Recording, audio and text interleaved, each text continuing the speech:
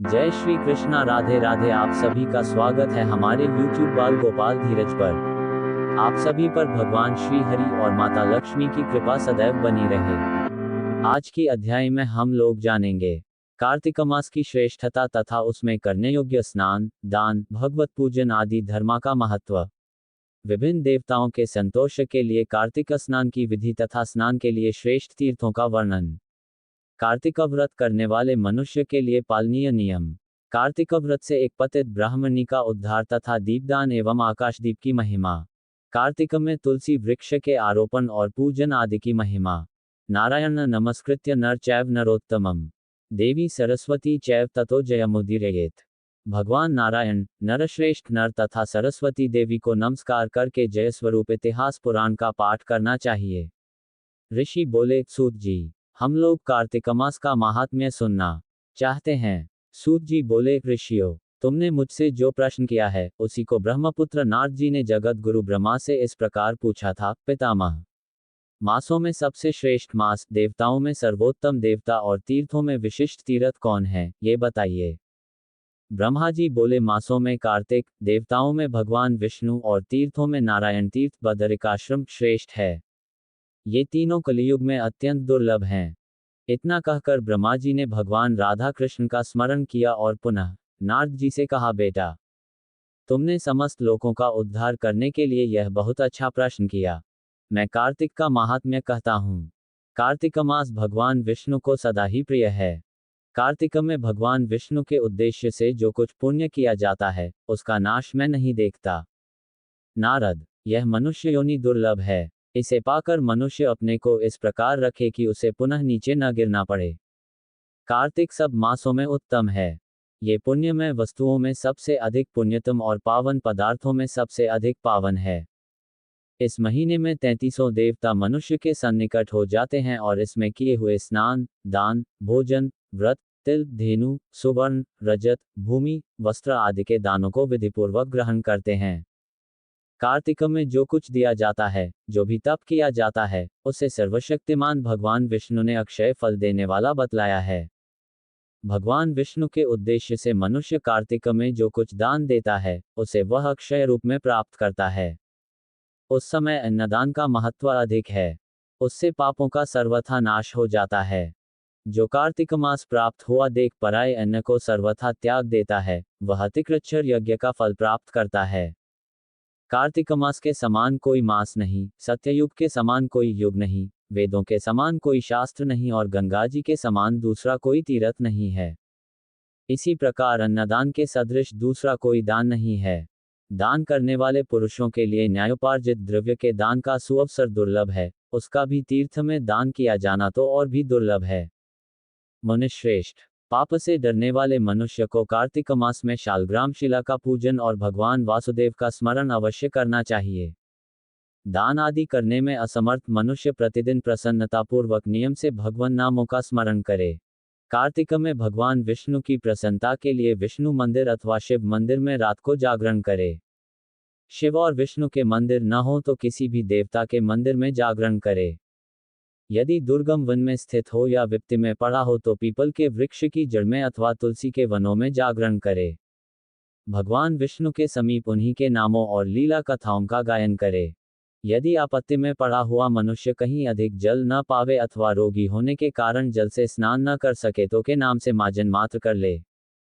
व्रत में स्थित हुआ पुरुष यदि उद्यापन की विधि करने में असमर्थ हो तो व्रत की समाप्ति के बाद उसकी पूर्णता के लिए केवल ब्राह्मणों को भोजन करावे। जो स्वयं दीपदान करने में असमर्थ हो, वह दूसरे के बुझे हुए दीप को जला दे अथवा हवा आदि से यत्नपूर्वक उसकी रक्षा करे। भगवान विष्णु की पूजा न हो सकने पर तुलसी अथवा आंवले का भगवत बुद्धि से पूजन करे। मन ही मन भगवान विष्णु के नामों का निरंतर कीर्तन करता रहे। गुरु के आदेश देने पर उनके वचन का कभी उल्लंघन न करे। यदि अपने ऊपर दुख आदि आ पड़े तो गुरु की शरण में जाए। गुरु की प्रसन्नता से मनुष्य सब कुछ प्राप्त कर लेता है।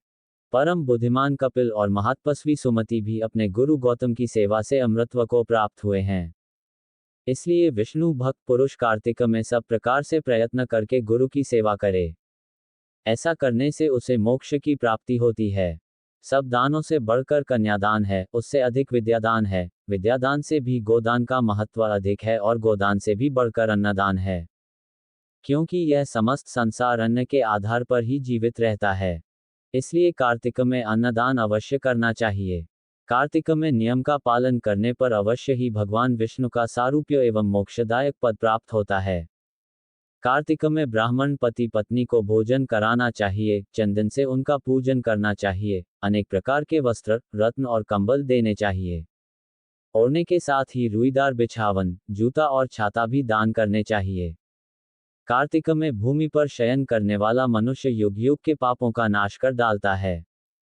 जो कार्तिक मास में भगवान विष्णु के आगे अरुणोदय काल में जागरण करता है और नदी में स्नान, भगवान विष्णु की कथा का श्रवण, वैष्णवों का दर्शन तथा नित्य प्रति भगवान विष्णु का पूजन करता है, उसके पितरों का नरक से उद्धार हो जाता है। अहो, जिन लोगों ने भक्तिपूर्वक भगवान विष्णु का पूजन नहीं किया, वे इस कलियुग की कंदरा में गिरकर नष्ट हो गए, लुट गए। जो मनुष्य कमल के एक फूल से देवताओं के स्वामी भगवान कमलापति की पूजा करता है, वह करोड़ों जन्मों के पापों का नाश कर डालता है। मुनिश्रेष्ठ, जो कार्तिक में 1,00,000 तुलसी दल चढ़ाकर भगवान विष्णु की पूजा करता है, वह एक एक दल पर मुक्तादान करने का फल प्राप्त करता है।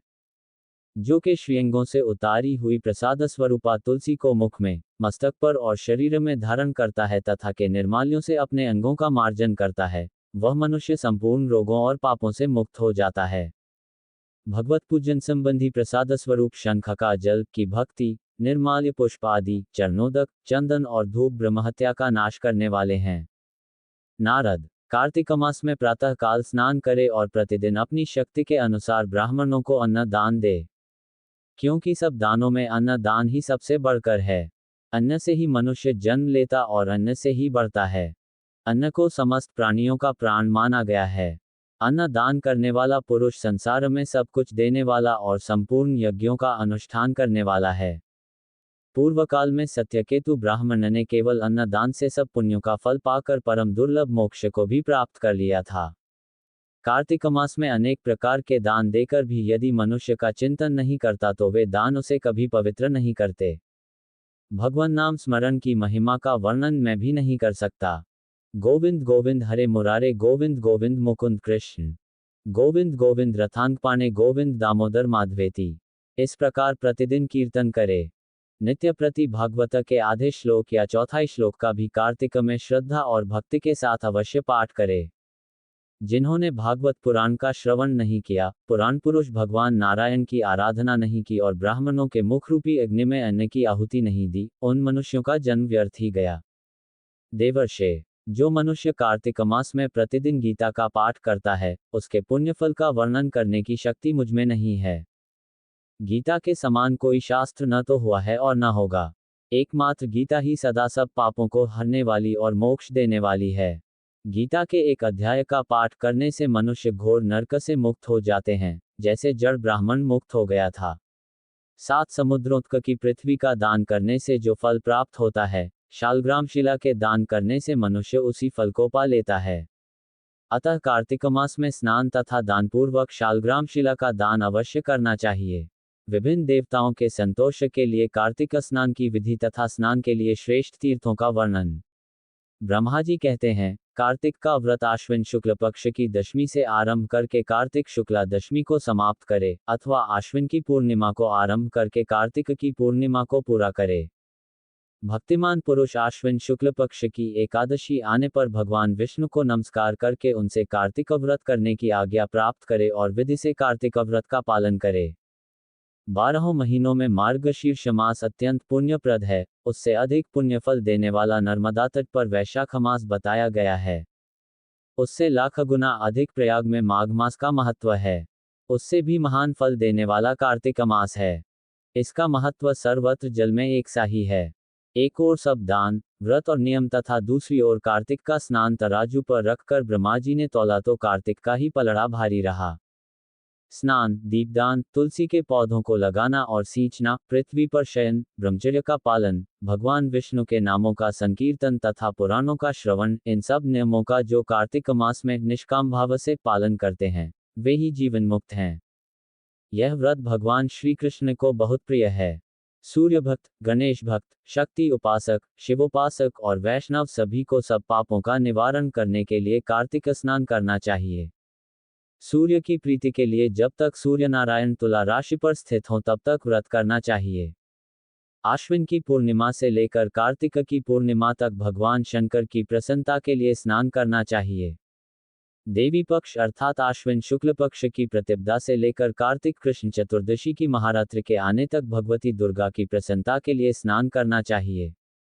गणेश जी की प्रसन्नता के लिए आश्विन कृष्ण चतुर्थी से लेकर कार्तिक कृष्ण चतुर्थी तक नियमपूर्वक स्नान करना चाहिए।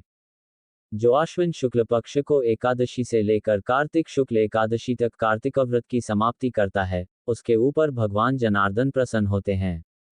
जो दूसरों के संगवश या बलात् जानकर अथवा बिना जाने ही कार्तिक मास में प्रातः स्नान का नियम पूरा कर लेता है, वह कभी यम यातना को नहीं देखता। अथवा जो ब्राह्मण कार्तिक में प्रातः स्नान करते हैं, उन्हें ओढ़ने के लिए कंबल या रजाई देकर स्नानजनित पुण्यफल को प्राप्त करे। कार्तिक मास में विशेषतः श्री राधा और श्री कृष्ण की पूजा करनी चाहिए। जो कार्तिक में तुलसी वृक्ष के नीचे श्री राधा और श्री कृष्ण की निष्काम भाव से पूजन करते हैं, उन्हें जीवन मुक्त समझना चाहिए। हजारों पापों से युक्त मनुष्य क्यों न हो, वह कार्तिक स्नान से अवश्य पाप मुक्त हो जाता है। तुलसी के अभाव में आंवले के नीचे पूजा करनी चाहिए। मुख्य पूजा की विधि सूर्यमंडल में करनी चाहिए अर्थात सूर्यमंडल की ओर देखकर सूर्यरूपी नारायण के लिए पूजनोपचार समर्पित करना चाहिए। सब देवता अप्रत्यक्ष हैं, केवल ये भगवान सूर्य ही प्रत्यक्ष हैं। अन्य सब देवता काल के अधीन हैं, परंतु भगवान सूर्य काल के भी काल हैं। जो दरिद्र है वही दान का पात्र है। उसकी अपेक्षा भी विद्वान पुरुष दान का विशेष पात्र है। भगवान विष्णु की चल मूर्ति से अचल मूर्ति श्रेष्ठ मानी गई है। मूर्ति के अभाव में भगवत बुद्धि से पीपल अथवा वट की पूजा करनी चाहिए। पीपल भगवान विष्णु का और वट भगवान शंकर का स्वरूप है। शालग्राम शिला के चक्र में सदा भगवान विष्णु का निवास है, इसलिए प्रयत्नपूर्वक शालग्राम की पूजा करनी चाहिए। पलाश ब्रह्मा जी के अंश से उत्पन्न हुआ है।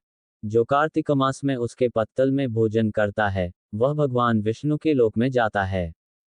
पीपल के रूप में साक्षात भगवान विष्णु विराजमान है, इसलिए कार्तिक में प्रयत्नपूर्वक उसका पूजन करना चाहिए। जो लोग कार्तिक मास में स्नान, जागरण, दीपदान और तुलसीवन की रक्षा करते हैं, वे भगवान विष्णु के स्वरूप हैं।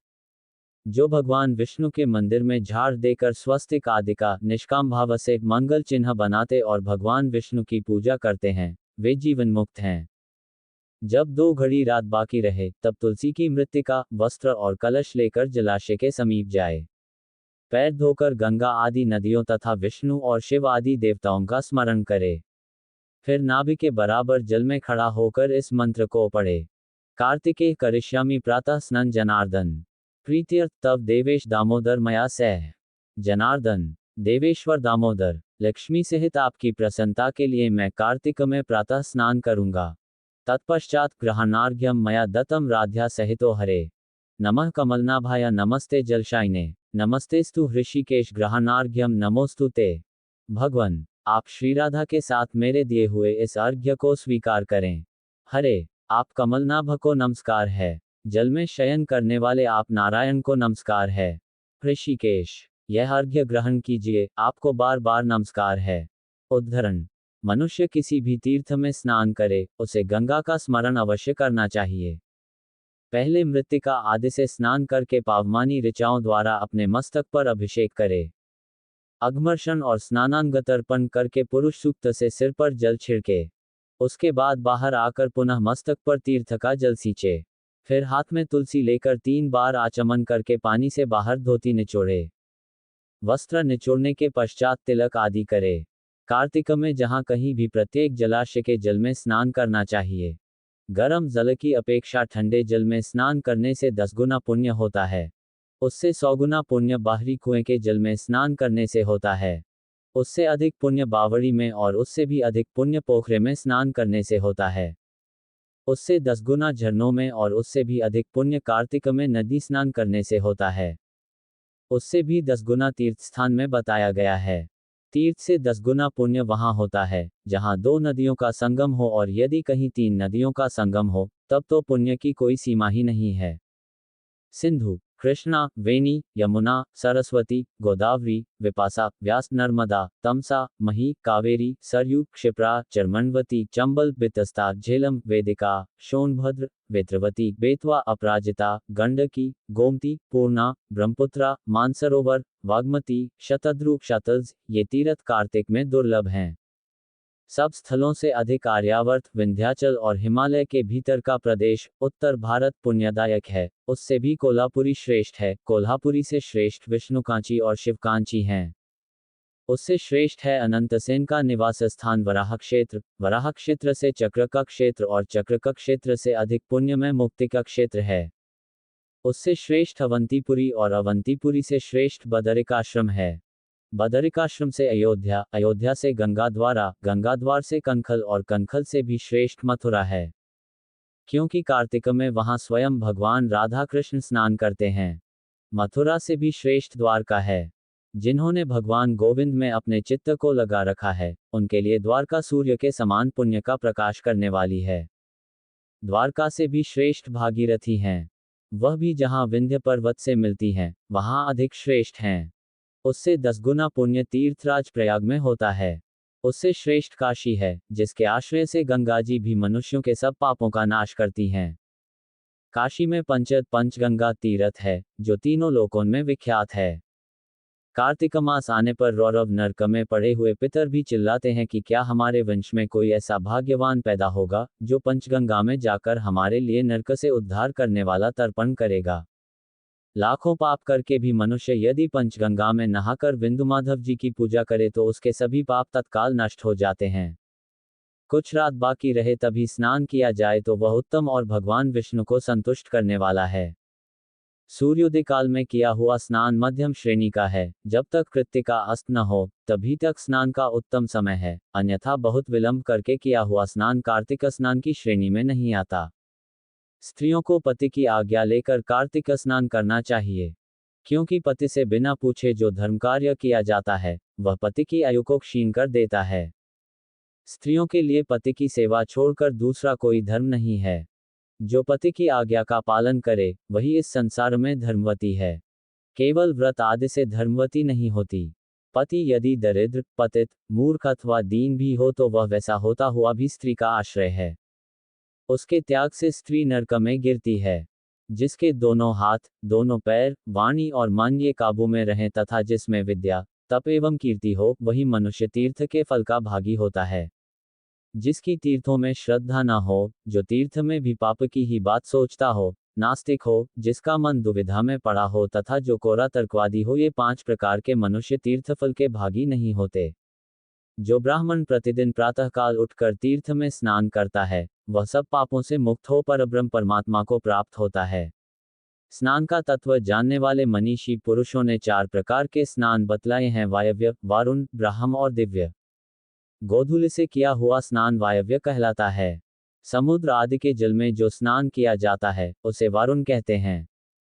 वेद मंत्रों के उच्चारण पूर्वक जो स्नान होता है, उसका नाम ब्राह्म है तथा मेघों अथवा सूर्य की किरणों द्वारा जो जल अपने शरीर पर गिरता है, उसे दिव्य स्नान कहा गया है। इन सभी स्नानों में वारुण स्नान सबसे उत्तम है। ब्राह्मण, क्षत्रिय और वैश्य को मंत्रोच्चारण पूर्वक स्नान करना चाहिए।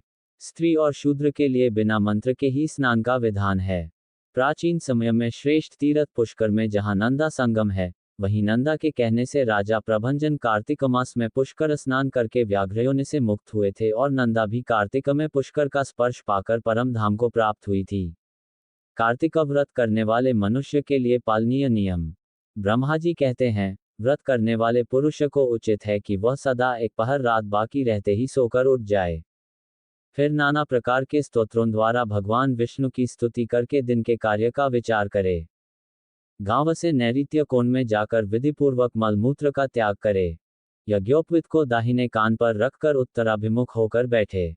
पृथ्वी पर तिनका बिछा दे और अपने मस्तक को वस्त्र से भलीभांति ढक ले, मुख पर भी वस्त्र लपेट ले, अकेला रहे तथा साथ जल से भरा हुआ पात्र रखे। इस प्रकार दिन में मलमूत्र का त्याग करें। यदि रात में करना हो तो दक्षिण दिशा की ओर मुंह करके बैठे।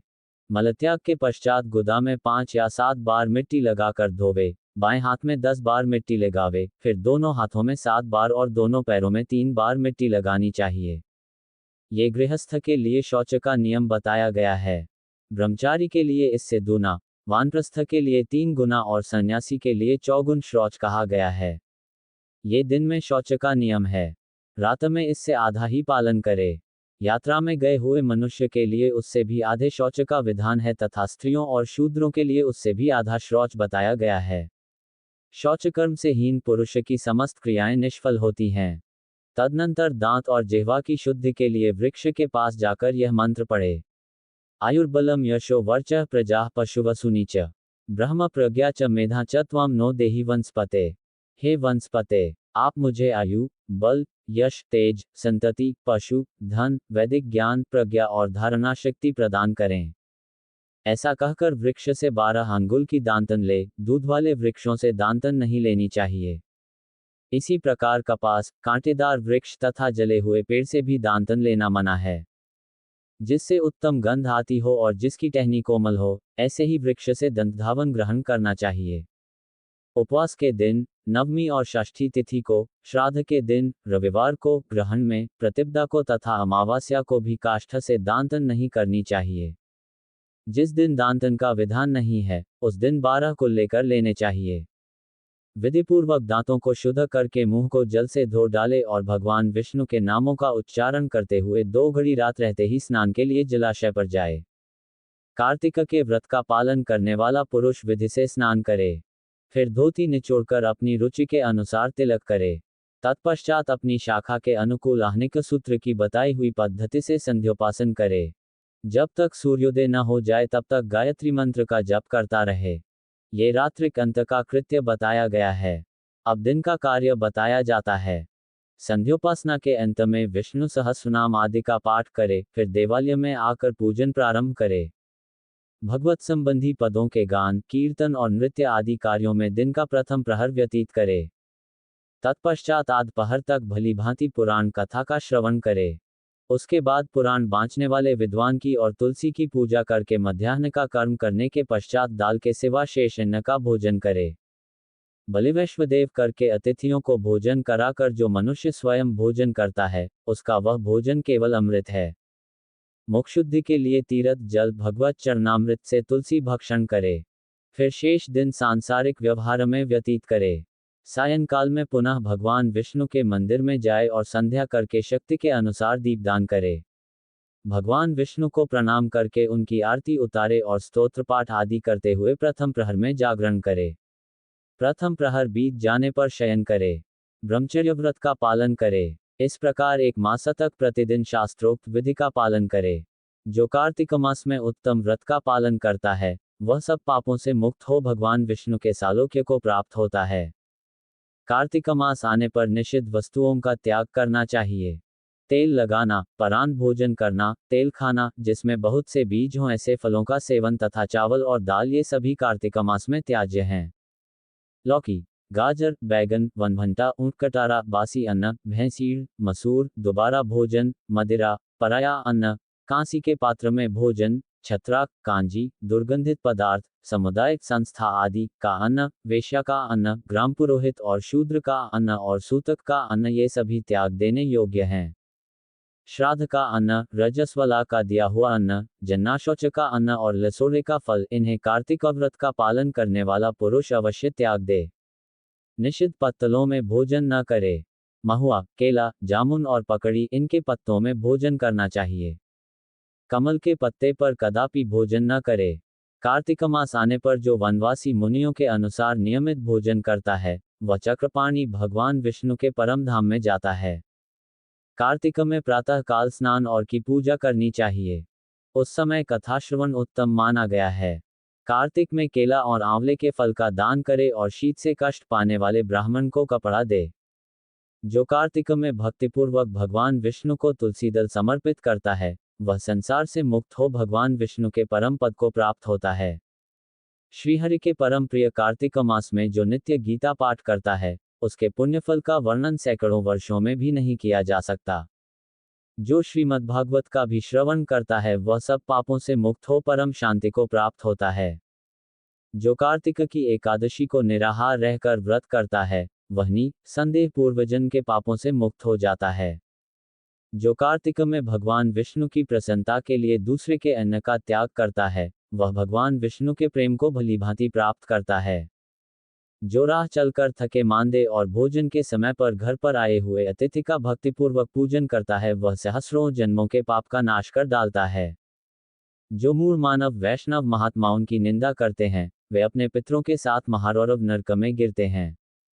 जो भगवान की और भगवत भक्तों की निंदा सुनते हुए भी वहां से दूर नहीं हट जाता, वह का प्रिय भक्त नहीं है। जो कार्तिक मास में भगवान विष्णु की परिक्रमा करता है, उसे पग पग पर अश्वमेध यज्ञ का फल प्राप्त होता है। जो कार्तिक मास में पराई स्त्री के साथ संगम करता है, उसके पाप की शांति कैसे होगी, ये बताना असंभव है। जिसके ललाट में तुलसी की मृत्तिका का तिलक दिखाई देता है, उसकी ओर देखने में यमराज भी समर्थ नहीं है। फिर उनके भयानक दूतों की तो बात ही क्या। कार्तिक में भगवान विष्णु की प्रसन्नता के लिए धर्म का अनुष्ठान करना चाहिए। मासव्रत तक समाप्ति होने पर उस व्रत की पूर्णता के लिए श्रेष्ठ ब्राह्मण को दान देना चाहिए। जो कार्तिक में भगवान विष्णु के मंदिर में चूना आदि का लेप कराता है या तस्वीर आदि लिखता है, वह भगवान विष्णु के समीप आनंद का अनुभव करता है। जो ब्राह्मण कार्तिक मास में गभस्तीश्वर के समीप शतरुद्री का जप करता है, उसके मंत्र की सिद्धि होती है। जिन्होंने 3 वर्षों तक काशी में रहकर भक्तिपूर्वक सांगोपांग कार्तिक व्रत का अनुष्ठान किया है, उन्हें संपत्ति, संतति, यश तथा धर्मबुद्धि की प्राप्ति के द्वारा इस लोक में ही उस व्रत का प्रत्यक्ष फल दिखाई देता है। कार्तिक में प्याज, श्रृंग, सिंघाड़ा, सेज, बेर, राई, नशीली वस्तु, चिवड़ा इन सब का उपयोग न करे। कार्तिक का व्रत करने वाला मनुष्य देवता, वेद, ब्राह्मण, गुरु, गौ, व्रती, स्त्री, राजा और महात्माओं की निंदा न करे। कार्तिक में केवल नरक चतुर्दशी दिवाली के एक रोज पहले को शरीर में तेल लगाना चाहिए। उसके सिवा और किसी दिन व्रती मनुष्य तेल न लगावे। नालिका, मूली, कुम्हड़ा, कैथ इनका भी त्याग करे। रजस्वला, चांडाल, मलेच्छ पतित, व्रतहीन, ब्राह्मण द्वेषी और वेद बहिष्कृत लोगों से व्रती मनुष्य बातचीत न करे। कार्तिक व्रत से एक पतित ब्राह्मणी का उद्धार तथा दीपदान एवं आकाशदीप की महिमा। ब्रह्मा जी कहते हैं, स्त्रियों और पुरुषों ने जन्म से लेकर जो पाप किया है, वह सब कार्तिक में दीपदान से नष्ट हो जाता है। इस विषय में मैं तुमसे एक प्राचीन इतिहास का वर्णन करता हूँ। पूर्व काल में द्रविड़ देश में एक बुद्ध नामक ब्राह्मण रहता था। उसकी स्त्री बड़ी दुष्टा और दुराचार परायणा थी। उसके संसर्ग दोष से पति की आयु क्षीण हो गई और वह मृत्यु को प्राप्त हुआ। पति के मर जाने पर भी वह विशेष रूप से व्यभिचार में लग गई। उसको लोकनिंदा से तनिक भी लज्जा नहीं होती थी। उसके न तो कोई पुत्र था और न भाई ही। वह सदा भिक्षा के अन्न का भोजन करती थी। अपने हाथ से बनाए हुए शुद्ध और स्वल्प अन्न को कभी न खाकर मांग कर लाए हुए बासी अन्न को ही खाती थी। दूसरे के घर रसोई बनाया करती और तीर्थयात्रा आदि से दूर रहती थी। उसने कभी कथा भी नहीं सुनी थी। एक दिन तीर्थयात्रा में लगा हुआ कोई विद्वान ब्राह्मण उसके घर पर आया। उसका नाम कुत्स था। उसको व्यभिचार में आसक्त देखकर उस ब्रह्मर्षि श्रेष्ठ कुत्स ने कहा, ओ मूढ़ नारी, तू मेरी बात को ध्यान देकर सुन। पृथ्वी आदि 5 भूतों से बने हुए और पीप एवं रक्त से भरे हुए इस शरीर को, जो केवल दुख का ही कारण है, तू क्यों पोसती है? अरे, ये देह पानी के बुलबुले के समान है, एक दिन इसका नाश होना निश्चित है। इस अनित्य शरीर को यदि तू नित्य मानती है तो अपने मन में बैठे हुए इस मोह को विचारपूर्वक त्याग दे।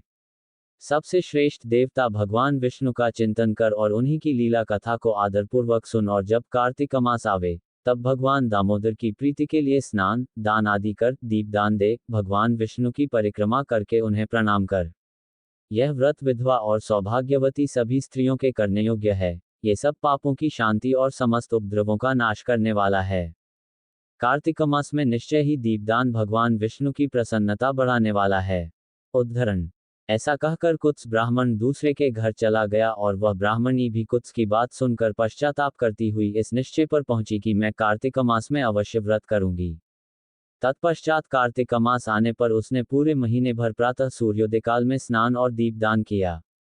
तदनंतर कुछ काल के बाद आयु समाप्त होने पर उसकी मृत्यु हो गई। वह स्वर्गलोक में गई और समयानुसार उसकी मुक्ति भी हो गई।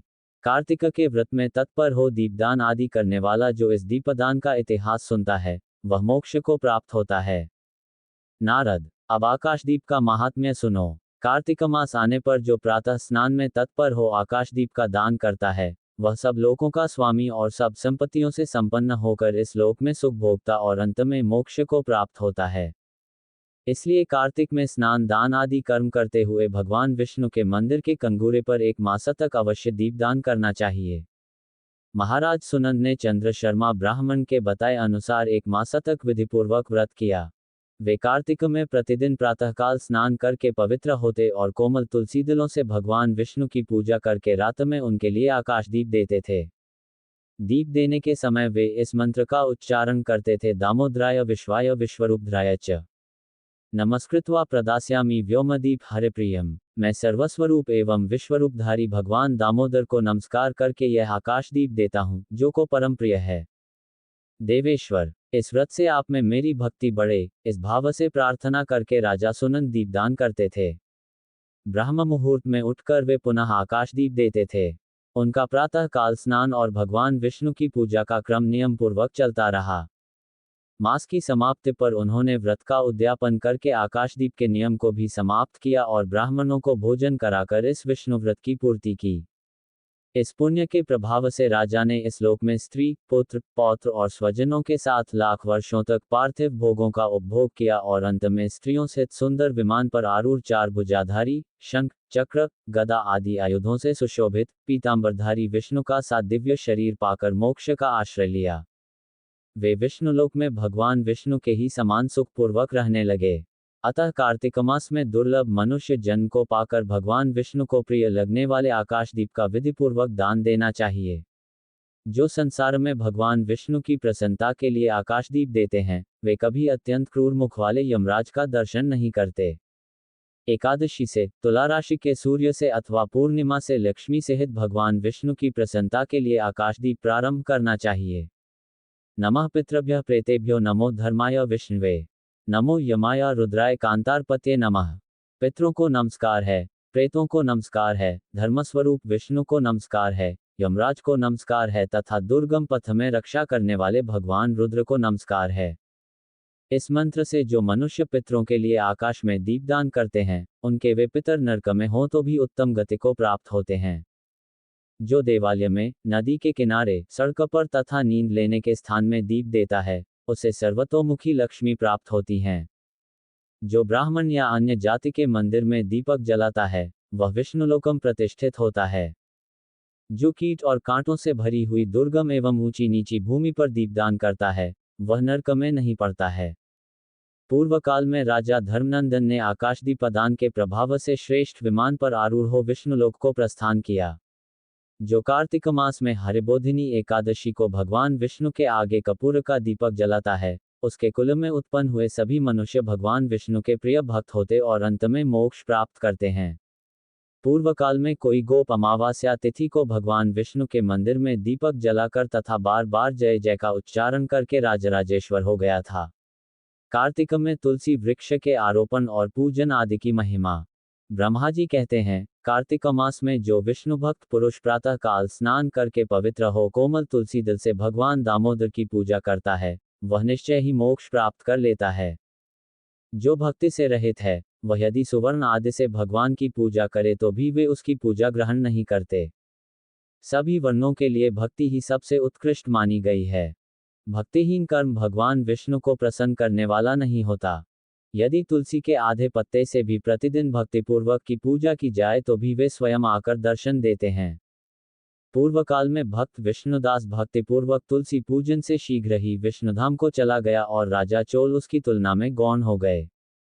अब तुलसी का महात्म्य सुनो, वह पाप का नाश और पुण्य की वृद्धि करने वाली है। अपनी लगाई हुई तुलसी जितना ही अपने मूल का विस्तार करती है, उतने ही सहस्र युगों तक मनुष्य ब्रह्मलोक में प्रतिष्ठित होता है।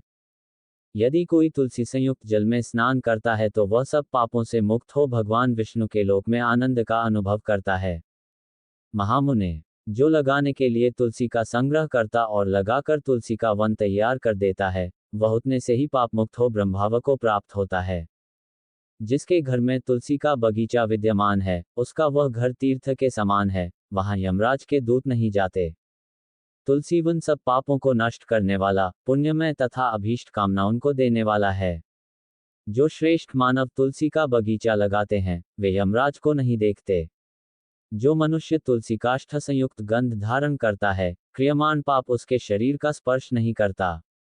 जहाँ तुलसी वन की छाया होती है, वहीं पितरों की तृप्ति के लिए श्राद्ध करना चाहिए। जिसके मुख में, कान में और मस्तक पर तुलसी का पत्ता दिखाई देता है, उसके ऊपर यमराज भी दृष्टि नहीं डाल सकते, फिर दूतों की तो बात ही क्या है। जो प्रतिदिन आदरपूर्वक तुलसी की महिमा सुनता है, वह सब पापों से मुक्त हो ब्रह्मलोक को जाता है।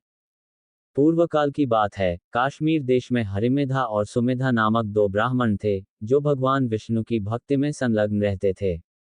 उनके हृदय में संपूर्ण प्राणियों के प्रति दया थी। वे सब तत्वों का यथार्थ मर्म समझने वाले थे। किसी समय वे दोनों श्रेष्ठ ब्राह्मण तीर्थयात्रा के लिए चले। जाते जाते किसी दुर्गम वन में वे परिश्रम से व्याकुल हो गए। वहां उन्होंने एक स्थान पर तुलसी का वन देखा। उनमें से सुमेधा ने वह तुलसी का महान वन देखकर उसकी परिक्रमा की और भक्तिपूर्वक प्रणाम किया।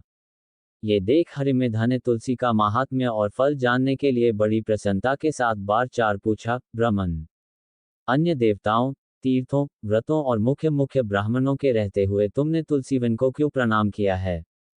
सुमेधा बोला, महाभाग, सुनो, यहाँ धूप सता रही है, इसलिए हम लोग उस बरगद के समीप चलें।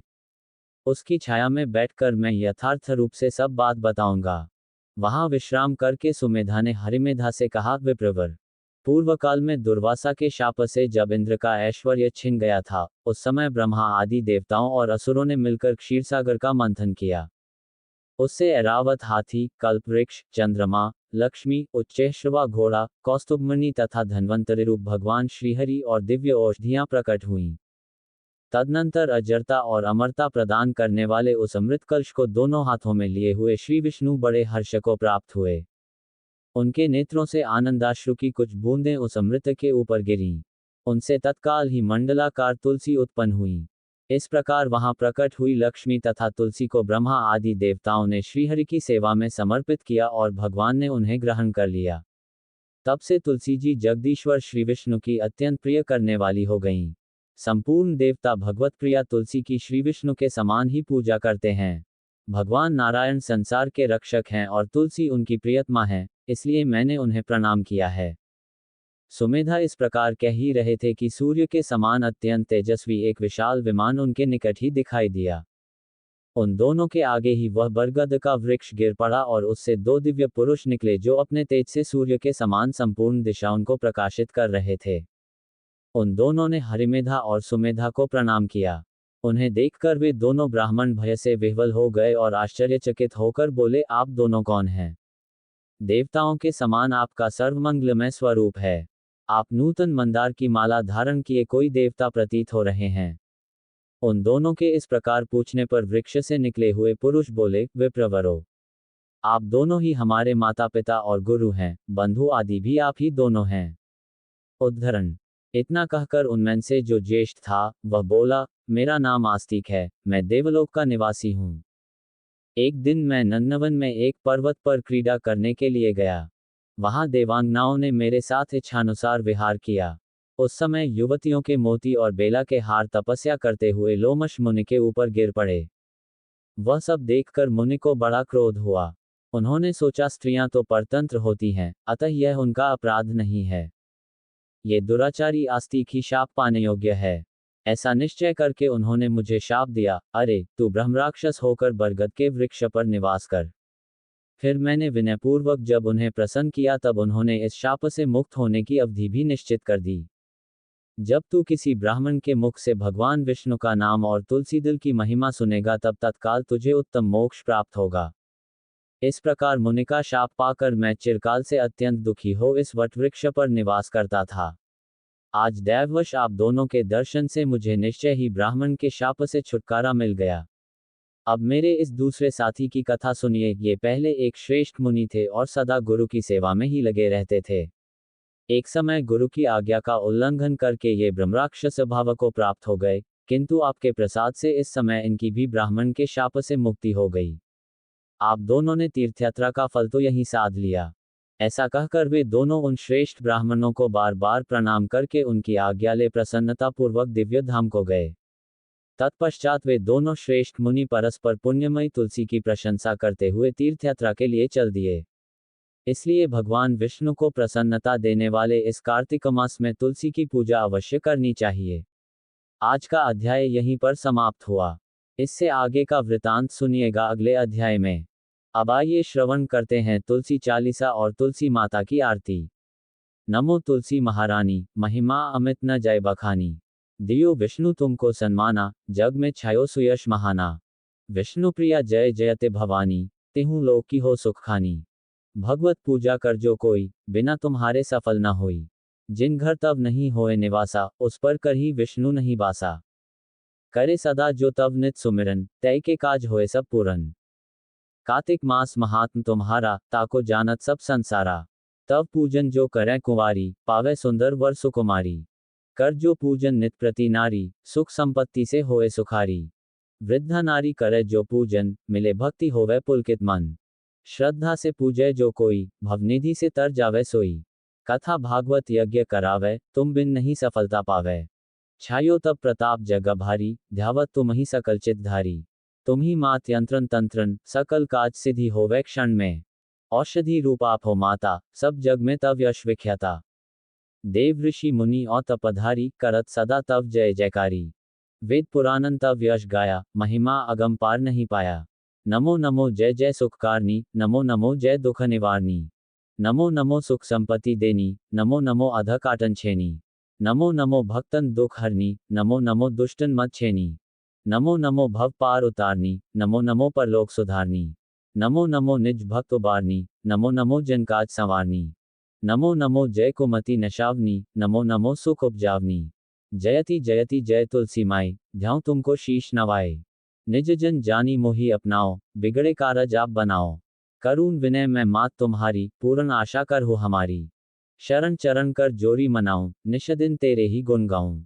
कृहु मात यह अब मोह पर दाया, निर्मल होए सकल ममकाया।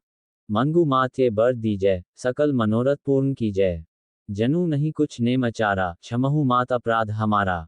बर मास करे जो पूजा, तासम जग में और न दूजा। प्रथम ही गंगाजल मंगवावे, फिर सुंदर स्नान करावे।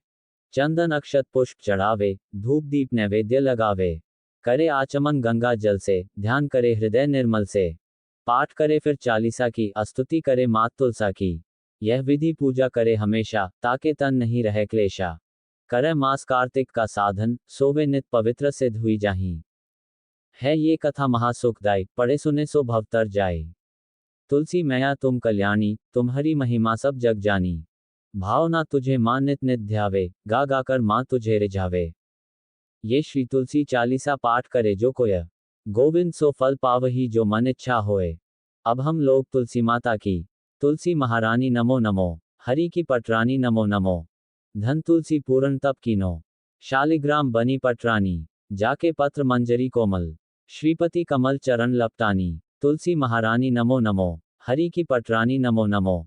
धूप दीप नैवेद्य आरती, पुष्पन की वर्षा बरसानी। 56 भोग 36 व्यंजन, बिन तुलसी हरि एक ना मानी। तुलसी महारानी नमो नमो, हरि की पटरानी नमो नमो। सभी सखी मैया तेरो यश गावें, भक्तिदान दीजय महारानी। नमो नमो तुलसी महारानी। तुलसी महारानी नमो नमो, तुलसी महारानी नमो नमो, हरि की पटरानी नमो नमो। तो भक्तजनों ये थी आज की कथा समाप्त हो